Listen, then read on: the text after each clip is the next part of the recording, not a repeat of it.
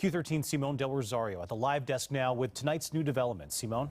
Well, the biggest news in the past hour is that the United States and Canada will be investigating the crash. Both countries confirming that Iran has now invited them to take part. Now, a Boeing spokesman also told me just minutes ago that they too will be helping the U.S. side.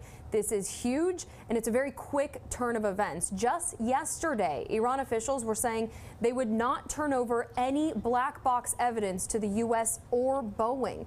It signaled a huge breakdown in relations between the two countries.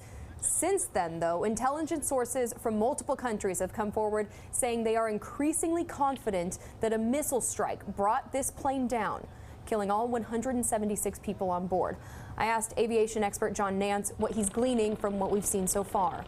It gets back to the duck test. If it walks and waddles and quacks like a duck, it probably is. And the thing is, we're dealing with an excellent type of airplane here that simply does not have an inherent capability for having a fire and a level of flame that leaves us with a high probability that the explanation that fits the best, which is a surface-to-air missile or two, is in fact what happened.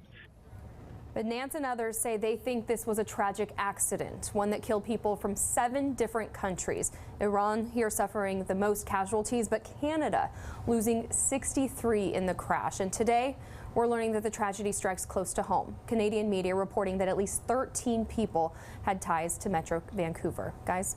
Well, Simone, what does all of this mean for the relationship between the U.S. and Iran? Because just 2 days ago, when Iran attacked the military bases, people here were worried that we were on the brink of another war.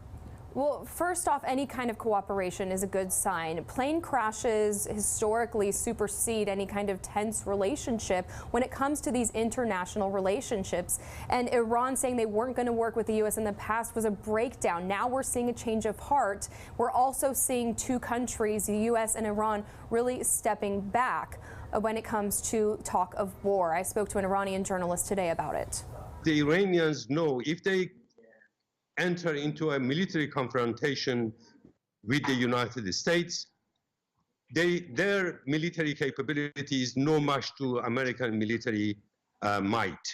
They will be destroyed. And at the same time, the sanctions are crippling Iran's economy.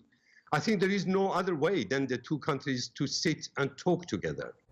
Well, in fact, Sadek Sabah tells me that General Soleimani's death, which sparked Iran's retaliation, could actually be a turning point in a good way, now that both sides seem to be talking about avoiding any more conflict. That's all from the live desk. Back to you.